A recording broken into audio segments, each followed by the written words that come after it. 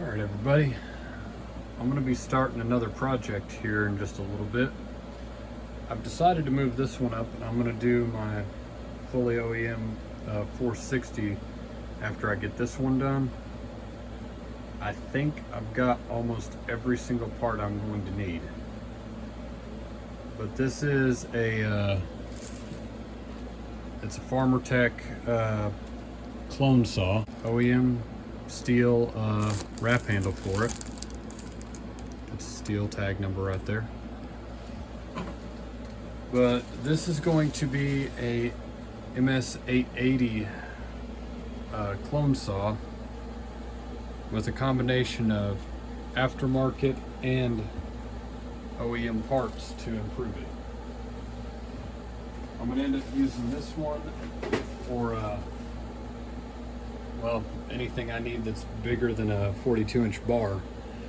And also I'm thinking about doing some milling. So this is an OEM steel crankshaft right there.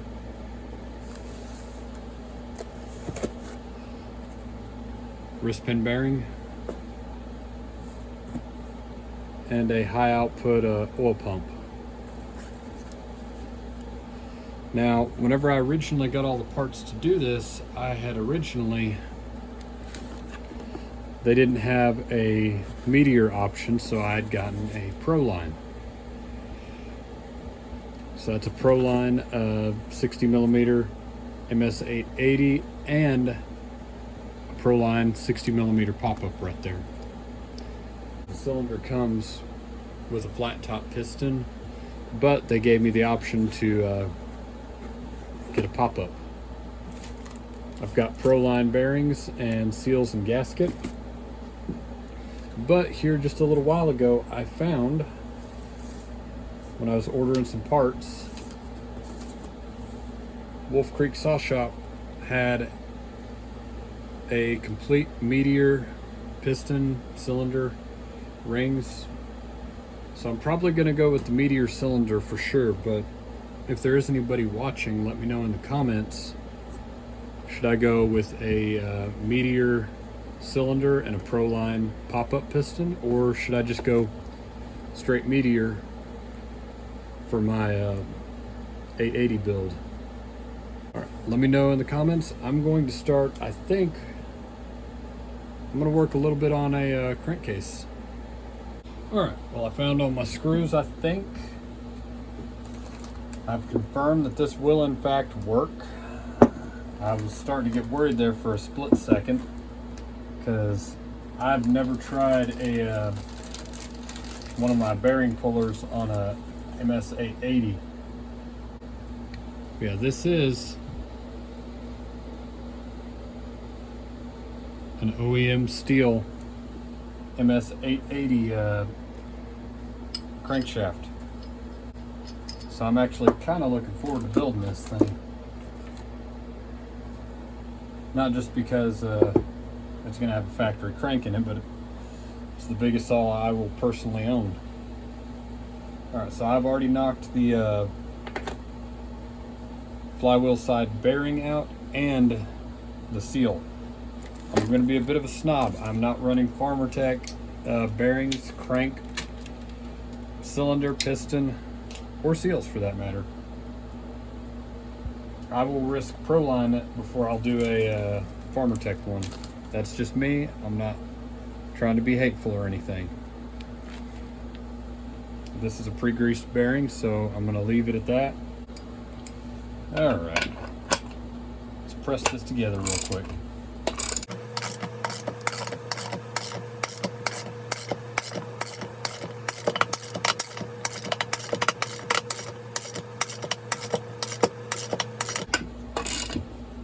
All right, there it is.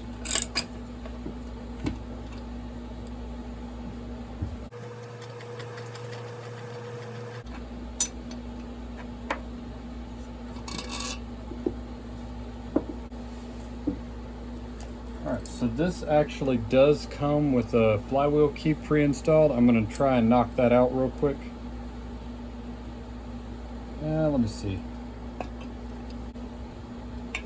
Hey, I think we're good. I'll have to knock it out before I do the seal.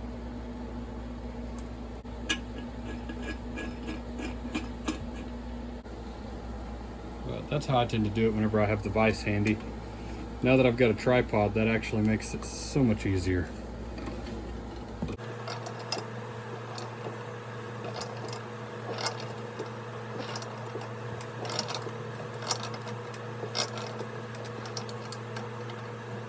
All right, there it is.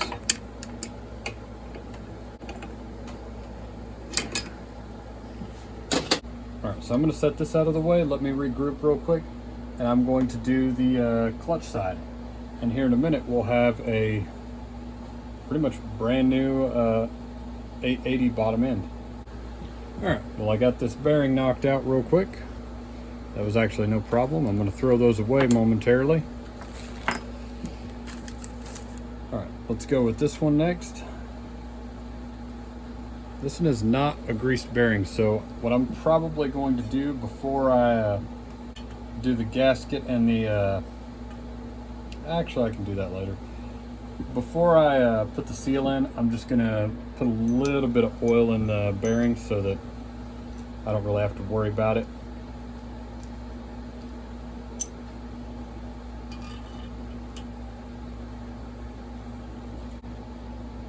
Before I get that in there, actually, let me show you something. There we go. You can see right in here there is a ring. They actually cut a groove and put a snap ring in there so that whenever you get ready to press the bearing in, you don't push it too far. Nope, it did it again.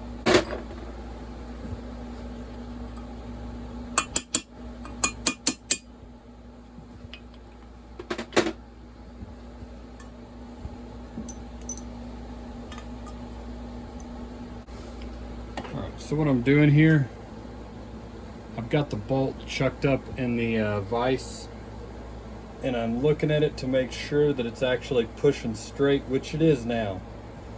A second ago it wouldn't start straight. I don't know why, it just wanted to be a bit of a pain for me. But that bearing has started going straight. I'll leave in the part where I use a 4-ounce ball peen and a brass punch to extract it. So if you have trouble getting your bearing to start, don't bear down on it. Make sure it's going straight. If you have to knock it back out, knock it back out. It's cheaper in the long run and a lot less headache. All right, I've got the Durco started. I'm going to open this one up. I'm not using the Farmer Tech gaskets. I'm going to use the Proline gaskets.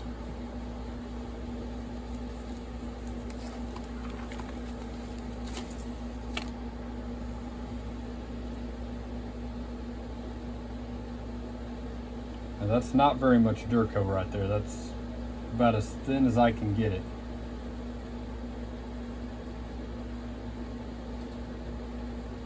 I like to put a little bit down. That way I'm kind of gluing the gasket in.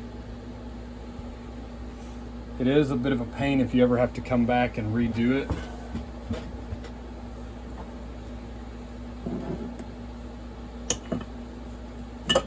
I'm going to risk it this time since I'm trying to build this 880 for reliability. All right, let's get this thing pressed together. So flip this over.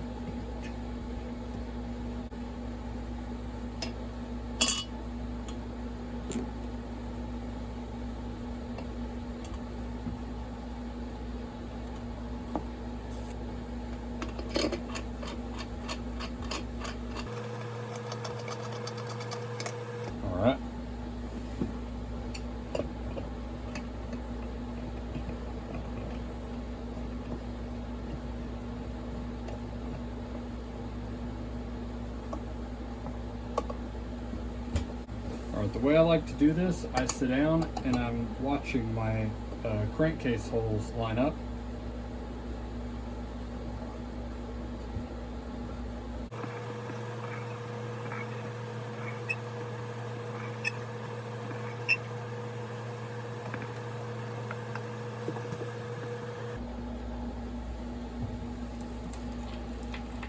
something I'm going to do real quick is I'm probably going to start some of these screws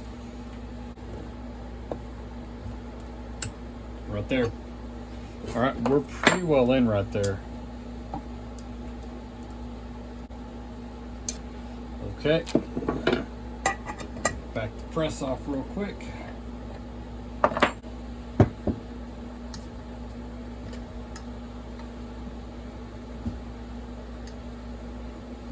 I'm actually pretty comfortable with that. If I do anything, let me take a dead blow.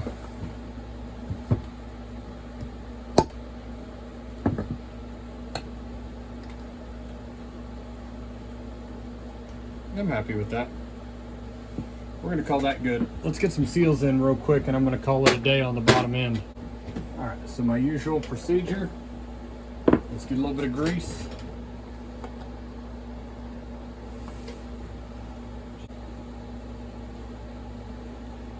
All right, so we're gonna drop this down over here, making sure that the pop can go over the edges of the crank. Make sure that's all straight. Now, I do it a little bit different. So I'm gonna essentially act like I'm getting ready to press the case again. Let me make sure that flares out enough. All right, perfect. That back down. Now this is only about an 1/8 or 1/4 of an inch thick right here. Now you've seen in the past couple videos I can do this with a hammer, but why risk it if I have the press out right now?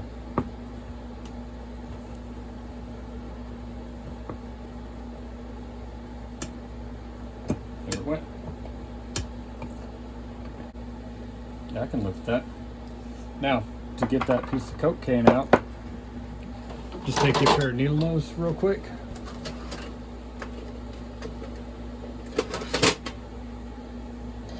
Just grab it, give it a gentle pull, and now you know you've not prolapsed the seal. That's why I do that.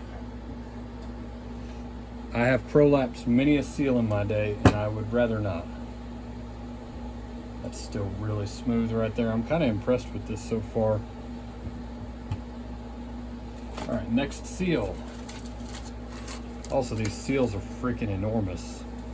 Another question I'm gonna have is, do I want to do a base gasket delete on this thing, or do I want to run a base gasket?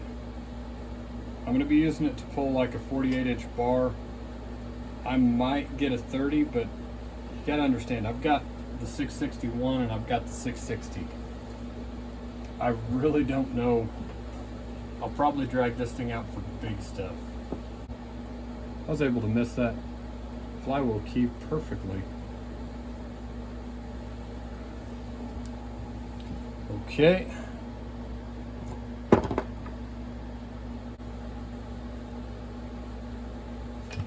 All right, that should have done it right there. Now let's take a look at that. That's a pretty good seal right there and right there. So I think we have completely, all right, so we have completely built a bottom end for an 880. That's about perfect right there.